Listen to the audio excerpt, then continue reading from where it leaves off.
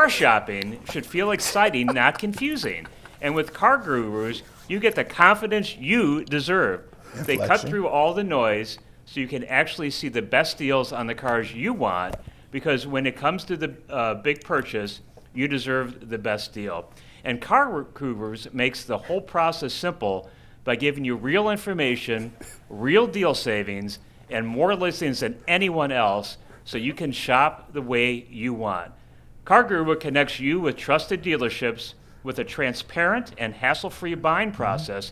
With over 4 million listings, the most of any major online automotive marketplace, you always find the best deal. I have to scoot this down because I read it. Shop the way you want with the tools, data, and unbiased deal rankings that make it easy. Buy or sell your next car today at CarGurus.com. That's CarGurus.com. CarGurus.com. Nice job, Steve. And Bull, I read that cold. I wasn't prepared for that, so Yes. That was a cold read. Steve, that was a solid job. You read like you hooked on phonics. You know the guy Ben Stein? Yeah. You sound like Ben Stein. A little like Ben Stein. Hey, listen, man. I'm in my Randy When Ben Jackson Stein's voice. I've actually been told I sound like Ray Romano. You started off a little You sound slow nothing there. like Ray Romano. You picked it That's up what in the it's all. end. No, dog. you do sound a little like Ray Romano. Ray Romano's from New York, and Steve doesn't sound like he's from New York. It's the pitch. Not from, no.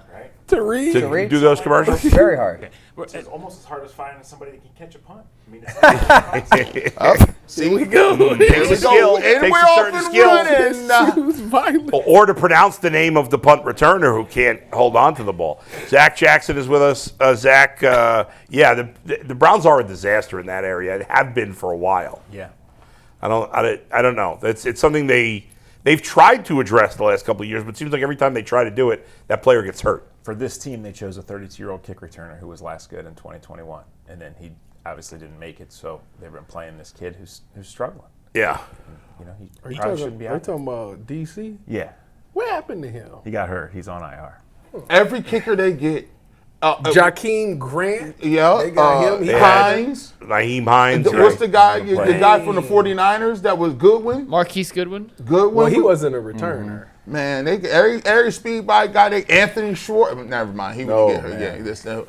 Hey, let's talk about the wild dog gate.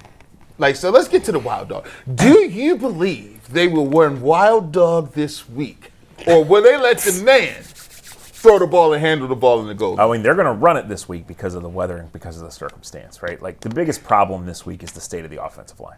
You lose Pochik, you don't know. Probably not Conklin. We'll see. He's still got 72 hours, right? But that is a big downgrade from a big physical center who's played 9 years in the league to Luke Whippler. It just is, right? And you're really struggling at tackle all year long. Yeah. KT Levison plays his butt off, but he's just not very good. Yeah, And then right. you had a new right guard last week too. So all sorts of communication issues and all sorts of things. So Yeah. they're up against it. That to me is the big thing. But as far as that package, I do expect him to run it. And if he hands the ball off, they probably score. But I think it showed I just don't think they had the feel for the situation. Right? The kid brought you all the way back. Let him make the play. Right. And it's hard because you look at it and he's there. And if Larvin cuts the right way, he walks in, but he still had to make the right cut. And the ball has to be there. So second straight week that in a huge leverage situation, you put the ball in somebody's hands who's in a spot they're not used to. Fannin taking the snap 2 weeks ago, and last week Judkins taking that and having to hand it off. So it just doesn't it's just outsmarting. And I think that's ultimately at the end for Stefanski, that's what it's going to be. Like, he did some good things, and ultimately he was too smart for his own good in some situations.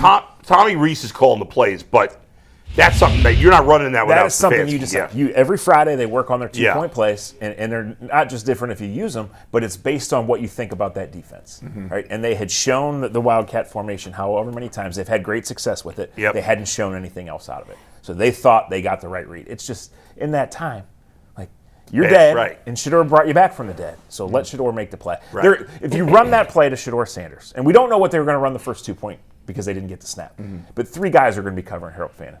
So somebody's going to be open. Yeah, that's true. Maybe I'm giving the Titans too much credit. Yeah. Do you think ultimately, what do you think Kevin is in the state of being back next year? I think it's probably highly unlikely. I just think it's gone a certain direction. So I don't know that, Tyvis, and it's hard to apply logic and it's hard to predict in this unpredictable situation because it was never high expectations. It was always going to be bad. But the owner's on record saying 3 is not acceptable. The offense absolutely is unwatchable again until the last few weeks. And just things are not going in that direction. Anywhere else in this league, if you win 6 games in 2 years, you get fired. You do. That's it. Well, Yeah. do you think even if Shedeur plays well and they win maybe 2 more games, you personally would still move on? I think there's time for that part of the conversation to change. I expect him to win 0 more games, but like my expectations are based on what we've seen, and I think the kid has been good enough to say, hey, let's watch. Let's see what happens. Right. Like, I think they're going to go there and the offensive line's going to struggle and they're going to turn the ball over and get killed on Sunday. But I don't know that, and part of the reason I don't know that is, like, he's injected some energy in. He's clearly getting better. So teams are going to play him differently. The situation's going to be different. But, like, I want to see him play, and I want to see him get this experience regardless of how it goes. And then, yeah, maybe. I wonder, like, if it's better or worse for the Browns if Shedeur plays well, because if he plays well, then maybe you're thinking he could be the answer, and then all of a sudden you're selling Shedeur to a new coach, which is that an easy sell? No, but maybe, like, if he plays well, it gets a lot easier. So I guess it's interesting because, like, Stefanski, if he comes back and Shedeur plays okay, then they already did it together. Yeah. You know, it's not like you bring in a new head coach and you're like, well, you might have Shedeur, you might have a rookie. I don't know. It's just a dicey situation overall because it could go really well for the Browns, meaning Shedeur plays great, and then you don't have to use a first-round pick on a quarterback. You don't have to pay this kid for 3 years because he's a rookie. Like, that would be the ideal situation, wouldn't it? Yeah, it's the way out, right? Finding your own Brock Purdy is the way out. Like, the Browns have never been lucky in the history of the Browns. No. Since they've been back. Never been lucky. And very few times has there been a conversation as simple as, is it Shedeur or not? Is he good enough or not? Because it's not that simple, right? So alignment's the buzzword, and that's what you want to have. And they clearly don't have it here. You know, they might be best friends behind the scene, but we watch on Sundays, and the team stinks. Yeah. You know? Yeah. And that's in front of. So where we are with the alignment on who's taking the blame, who thinks that they're really building something, who would stand up and say Shedeur's the guy for next year and do that. We don't know any of those things. Right. And until you have that, you're going to have a question that you ask that we don't really have an answer for. And let's say, you know, I think, and I mentioned this morning on our podcast, you know, everybody's taking the extreme view of, oh, if Shedeur plays great, well, he's the guy and we're going to move forward. And if he plays terrible, well, he's not the guy, we're going to draft somebody. But the most likely scenario is that he plays somewhere in between. Yeah. And you're like, he might be the guy. I'm not 100% sure. I'm saying that's what the organization might think, right? And if the Browns don't love any of the quarterbacks, I don't know about you, Zach. I'm not convinced that any of the quarterbacks in this draft are better than Shedeur. I mean, they might be, but I'm certainly not convinced of that. I think that's a fair thing. Right? So, like, why am I going to take a quarterback if I'm not sure? If I'm not sure that any of these guys are better than Shedeur, then even if Shedeur's not great, he's just okay the rest of the way. Well, let's see what he's got. Let's build some talent around him, and then if we don't buy in him a year later, maybe we could we could get somebody else. But maybe if the talent's around him, maybe that okay turns into very good, and then by next year we're sure he's the guy. So I think the Browns, if they're considering going forward with Shedeur Sanders, which right now I would lean in that direction, they need to hire a coach that's on the team with that, right? You need to hire a coach that believes in Shedeur Sanders. Well, then it's more than the coach, it's the GM. Because 100%, if you make that decision right, and you say maybe 27's the year anyway, then Shedeur's tryout goes beyond these 4 games and it goes into next year. Yeah. You finally get rid of Watson after next year. Yeah. And then if Shedeur flops, now you're picking again. But again, Right. you have to have the alignment and you have to have the people in place to say this is where we are, Right. this is where we want to be.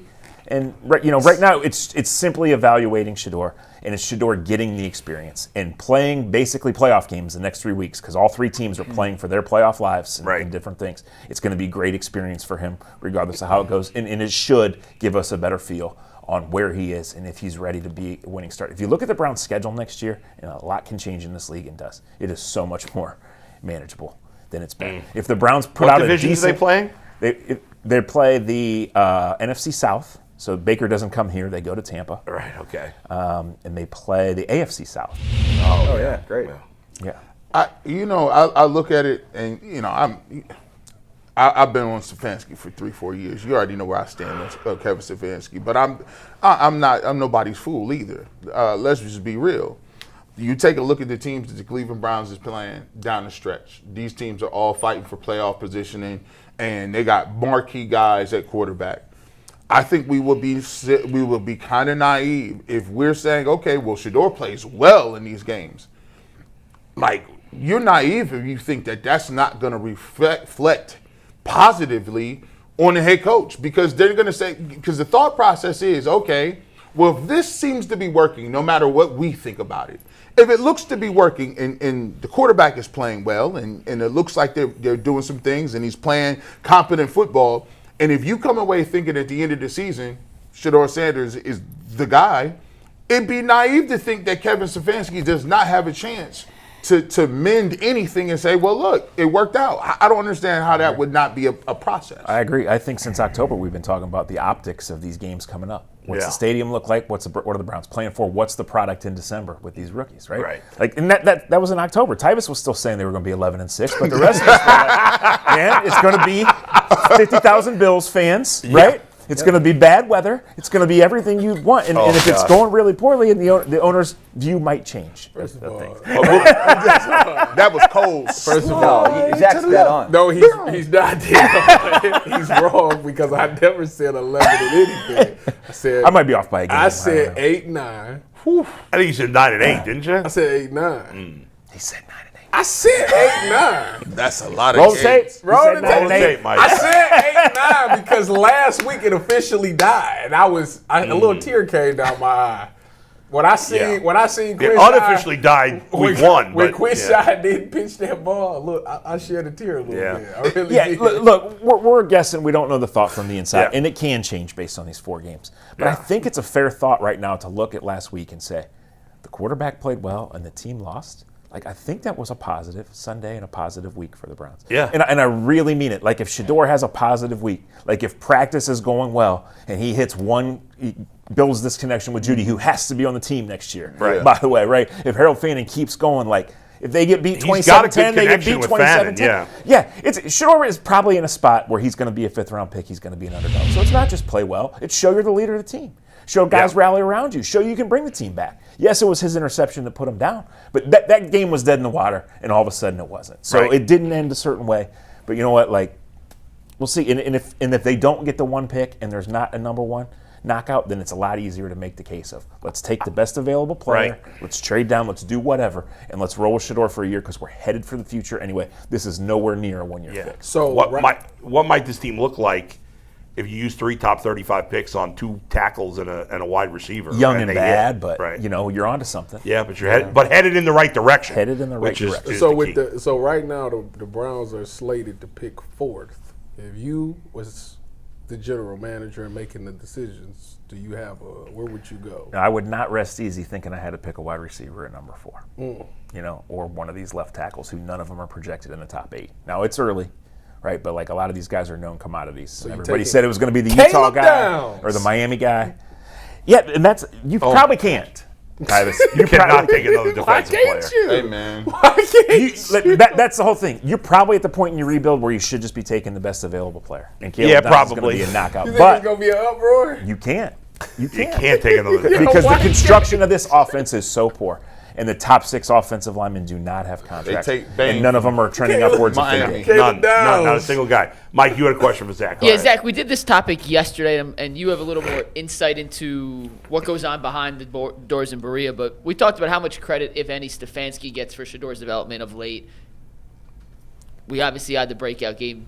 Do you think he deserves a tiny bit of credit, a decent bit of credit, a lot of credit, no credit, all the credit? Where do you fall on that I spectrum? think he Because we had the deserves whole a debate decent bit yesterday. or maybe more. I mean, he's the head coach. He's in charge of the offense, and he and Shedeur have put in a lot of time. So that's what was always silly. Like, Kevin made his choices, and the organization made the choice to give Dylan Gabriel more developmental reps than Shedeur when it was obvious that the ceiling was right in front of him, right? But, like, since the guy came in with no practice reps and falling behind and always being a developmental guy, and now he's got to play, like, there's clearly been some growth there. Yeah. So I think as the head coach and an offensive-minded head coach, he deserves. We're not going to know unless we are Kevin or Tommy Reese who gets the most credit, what's really gone on, what really went on in September, what really went on last Wednesday. But I think you'd be silly to not, just because you're mad at Kevin or you think Kevin should be out of here, and that's a fine thought. But I think you'd be silly to not give him some sort of credit for this. Trying to parse out what percentage of credit is insanity. There's no way to do it. But every player's success, there's a little credit to the coach. Sure. Right? No player. Especially as a rookie. This is not like I said. Right, yes. Our point, Yeah. like if Flacco came here and played well, Flacco's been in the league for 25 years. It's not Stefanski. Sure. This kid's a 5th-round pick rookie who's been forced into play mid-year, and his first performance against Baltimore was a really tough spot to go into. He's gotten better every week since then. So Tommy Rees and Stefanski both deserve a lot of credit. And Stefanski, I know he's not calling the plays now on game day, but he's still with him. He's still the guy that's teaching Shedeur how to prepare during the week, prepare going into the game, and then in game, all that stuff. I mean, Stefanski is overall the head dude. Yeah. He deserves So, credit. to my knowledge, Kevin is the first coach that's ever had his office on the players' floor. Right? It's sometimes cliche, but in the Browns building, it's downstairs players, upstairs front office. That's how it's referred to. But Kevin is the first one that, to my knowledge, that's ever had his office downstairs. And what have you heard players say for 4 weeks now? Every time we walk by, Shedeur is in Kevin's office. Yeah. So, what are they doing? I don't know what actually credit goes, but I think it's absolutely silly, and it's probably clouded by other views of Kevin to say that he doesn't deserve any credit. You know, I think sometimes, like, I want to get to a point where the conversation moves forward, and the conversation is, look, it's just not about being like, oh, I told you so that he was good. A lot of people, if you thought Shedeur Sanders was good, he was good. Like, you felt like he could do some of these things, right? But the conversation that we want to move to is, like, I want to get to a point where we say, hey, it ain't about why is he good. It's like, what are we going to do against the Bears? Or what are we going to do against the Bills? And get to a point where it's like, okay, when you're winning games, you're talking about that bar. stuff, yeah. That bar has been kind of eclipsed where it's just we're trying to find a guy. And I'm interested to see, listen, I feel like Kevin Stefanski picked the wrong dude in the beginning. But I always thought Kevin Stefanski could do himself a good job and help himself out by saying, listen, I'm going to take credit for that because he's on the team now. Hey, listen, if I missed on this one, I got new information now. My job is to put the best foot forward to get him prepared. And if you can do that, everybody moves up. Everybody as an organization wins when that happens. You know why I have a problem with that? Why? This reason right here. Zach, you was at training camp, right? Every day. You and Jason used to sit there. When we asked y'all about the quarterbacks, who did you say? Give me the list of the 4 quarterbacks in order who you felt was like threw the best ball. Oh, well, Joe Flacco, because he was put on earth to throw that. Yep. But if there were 20 days of camp, 16 of them Shedeur threw the best ball that day. That's my problem right there. So this man right here, who's not in charge, but is just observing, can say that.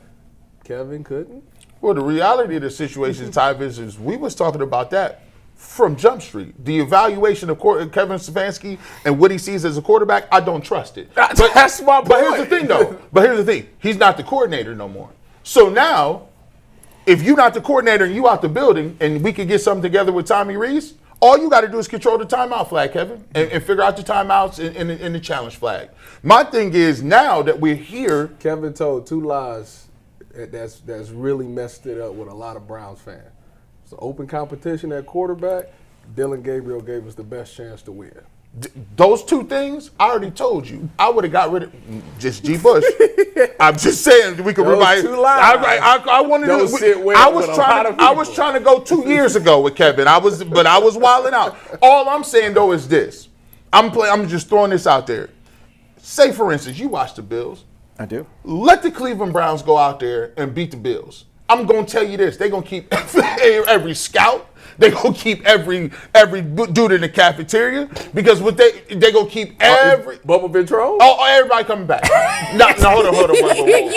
Whoa. Not Bubba. Sorry, Bubba. I like you. You're not going. But I'm saying there's you got to think about it. How, we come from the owner's lens. The owner is like, I just beat the Bills. Like, come on, what are you talking about? And I look like I got a quarterback. Yeah. I think this is a good conversation, and I think it's fair, but I want to say one thing. No one says that Kevin Stefanski made this pick himself, either of the quarterback picks, right? They knew before Deshaun's injury that this thing was sunk. They're in there every day. Yeah. Right? It was time to put a plan in motion. They went out publicly for months and searched and studied and interviewed and evaluated. And they came back with Dylan Gabriel. Kevin's name is on it. That is not just on Kevin Stefanski. Oh, yeah. It was an organizational decision. No doubt. Well, could we ask this too? Well, we've talked about Kevin a lot. Man, I'm looking at it. Looked like AB. Like he got. If Shedeur Sanders keeps playing like this, is there any way AB is gone? Well, yeah, if you really look at the full roster. But again, we don't know. I mean, they used a second-round pick on Mike Hall. What I think is Whoa, fascinating. what that supposed to mean? You watched the Titans run for 962 yards last Hey, week? man. Zach, what I think is interesting is do that that. for 6 months, everybody was saying that neither Stefanski or Berry wanted Shedeur based on their reaction on the video. And all of a sudden, in the last couple of weeks, there's been a change in the narrative that Andrew Berry wanted Shedeur and Kevin Stefanski did Because not. there was one video put out where Andrew was hugging Shedeur. Yeah, And Shedeur Yes. won which the is game. weird. When you get I have said, when you get that one, Tyvus, when you get that, hey, that means we together That forever. sounded good in my headphones, bro. That sounded real good in the headphones.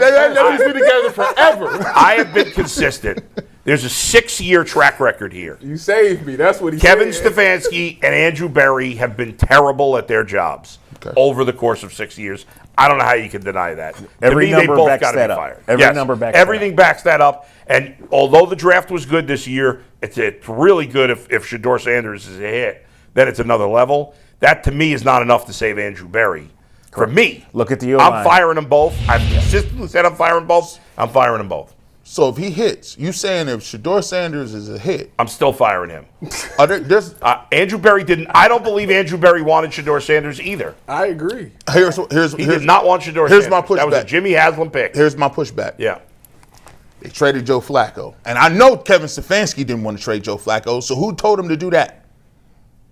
Well, if Andrew Berry had that much power on the roster, then why didn't he force Kevin to start Shedeur Sanders? Andrew has a long track record of stockpiling fifth-round picks. Yeah. He got that Kenny Pickett 5th round. He did get that. And the Cincinnati called up Andrew. Before 23, they traded for Here's Josh the thing. Dobbs for a fifth-round pick Here's and the almost thing. tanked the season. This is in what doing I it. believe, Zach, and I'm curious your take on this. Almost they did. No, they still won 11, but they. Dylan Gabriel is probably better on the whiteboard than Shedeur Sanders is. That's the only thing that makes sense in this situation. There's an analytic charting project. That's in the last it, 3 years that right? led them to take Dylan Gabriel, the- but there was no feel for There's him no having no feel. chance to be an AFC North There's quarterback. no feel because Andrew Berry and Kevin Stefanski are nerds, and they do everything by analytics. There's no balance, which you have to have. It's like scouting for baseball. Like the analytics guys don't just want to ignore the eye test. Well, you can't ignore the eye test. The eye test tells anybody with any brains that Shedeur Sanders is a better quarterback than Dylan Gabriel. Yes. But not every quarterback, and I don't even know. I don't even know if Shedeur Sanders is good or bad on the whiteboard. But that's the only thing that makes sense to me, is that Dylan Gabriel was better on the board, and that's check some box that they like more, because nothing else makes sense. Watching these two guys, there's nothing I don't understand. Maybe he just liked him. Sometimes we be looking so hard. Maybe you ever get somebody and you hang out with him, you're like, I vibe with that guy. I like him. Yeah. I like him. It don't got to be smarter or stronger, faster. I take a affinity to this person. Yeah. We all vibe and mesh. Sometimes your personality don't mesh, right? And sometimes he thinking, all right, I like Dylan. I work well with him. I like him. I'm gonna give him opportunity. They better pray that Jackson Dark and Tyler Shook is not good. Well, Yeah, that's part of the evaluation. They Sure. just better pray Yeah. that they better pray that they just Well, if got Shedeur hot for Sanders a couple of weeks. is better than them, then who cares if they're good or not? I agree with that. Well, and Yeah. it's the whole plot. It's like, okay, we're in a bad spot here. We don't Yeah. have a bunch of money. We're not sure how it's going to go. So we're going to basically get Kenny Pickett for nothing. That's step one. We're not going to take Jackson Dart, conscious decision. We're not going to trade up. We're not going to get all of those things, right? Yeah. So we go Flacco. So now we take Dylan Gabriel with a first day pick. In this roster, this offensive line, this wide receiver group back. And then we double back and undercut both rookie quarterbacks by taking Shedeur. Yeah. Now, if it works out, it doesn't matter how backwards it went, Yep. Right, and in the Found long the guy. run, it doesn't matter. right? Yeah. But there's a lot of ifs and a lot of paths. And as I'm traveling an uncertain path, if I'm the owner of this team, I clearly need a new GM to travel that path because the path that I've gotten on, I've spent a record amount of money, and I have no certainty anywhere except for like 3 defensive players. Has there ever been a GM and coach that have been given 6 years? And I mean, they're 11 games under 500 right now. It's and no, when it there's all no ends, precedent. how many games do they have left? 5? Yeah, 4. 4 left. So if they lose them all, they're 15 games under 500 over 6 years. 1 playoff win in 6 years. And that was the first year. No one gets the 7th year. No one does. No. Doesn't happen. And the Browns need to. What the Browns need to do is hire a head coach first, in my opinion. That's a Shedeur Sanders guy that believes that Shedeur Sanders, that he can vibe with him, that he can. There's one. He went 3-9 this year too. That's his dad. Well, I'm sure there are some coaches. There's definitely coaches that will, and then that coach picks a GM that's in the same vein from him. I'm sorry. You don't like that? Here's what I'm gonna say, man. Yeah. Listen, we didn't got far off the reservation here, man. Don't say bring John Dorsey. No. Look, you gotta think about this. If you telling me that you sold on, if the owner and everybody sold on Shedeur Sanders, that means you hit. That means you got a 5th round franchise quarterback in the 5th round. Yeah. Then you just drafted the defensive rookie of the year, right? And nobody knew who he was, right? Yeah. So you have him. Your tight end just broke the rookie tight end record, right? No. Gee, I don't care. I understand all you're saying. Franchise. Hold on. Here's what I'm saying. Then Quinshon Judkins, right? You took him over Travion Henderson. The first 5 years? Hold on. Ashton Genty. You took this guy Judkins. He can play. You maneuvered and you manufactured. Yeah. By the way, you did bring back Myles Garrett. That could have been a travesty. You could have traded him and tried to do that, but you did bring him back. Here's all I'm saying. Yeah. Sometimes it's about knowing the devil you do know, than the one you don't. You just drafted me a quarterback. We got one. You got all these. Our best playmakers are young dudes. Are you Jimmy Haslam is gonna trust that he's gonna go find 2 brand new people to even be able to duplicate what you just did in the last draft? Andrew Berry is the GM of a team that's won 6 games in 2 I get years. it. It ain't been all great. But all I'm saying, No, it's been all bad. No, listen. What I'm saying is, before this year, I would have definitely been like, both of them could get out. The only reason I'm saying this is because if you're the owner and you look at what have you done for me lately, that matters in people's minds. Recency bias be counting. Garrett just made a very logical and rational case for keeping Andrew Berry. Yes. For which there's one quick counter. Us 5 are playing offensive line next year for sure. They don't have a right. They don't got. And by the what he's way, done on the O-line and wide receiver. but here's the thing too, and you're gonna have to get a financial dude to come back in here if you do find one to play mental gymnastics with this cap. Right. Yeah. Yes. He is. Yeah. So We can find a nerd. Now, once There's a you get bunch the of cap nerds out clear, there. you're good because you're back to just outspending everyone. That was their plan. We are going Right. to spend everyone into oblivion. Yeah. And they spent themselves into 6 wins in 2 years. I think this was very. It's hard to do. It defies all logic. Well, they could spin themselves into the Browns radio network and go ahead and give me a couple more dollars. Just do Tyvus, man. yeah. I mean, and we spending the money. Maybe a You little, picked them to be Has 11 and anyone 6. ever They should asked spend maybe on a little you. direct deposit. That ain't happening. Maybe the Browns can afford to give you direct deposit there, Tyvus. Has anyone ever asked for more raises publicly than Tyvus? He He never. never got one. He should. If I were him, I'd quit. Honestly. Not to mention. Not giving you a raise. Not to mention the Browns have the worst food spread in the league. Hey, That's the word on the street. They have hot dogs. Hey, listen. What's that? They have hot dogs. You can't be serving hot dogs. To the Powell family, I promised that I would protect Tyvus' income. You be quiet. And you sit over here and do not listen to Bull. You quit tomorrow. Listen, Tyvus needs to go in there and demand double his salary, otherwise he's quitting. I'm his agent, so that's what I'm doing.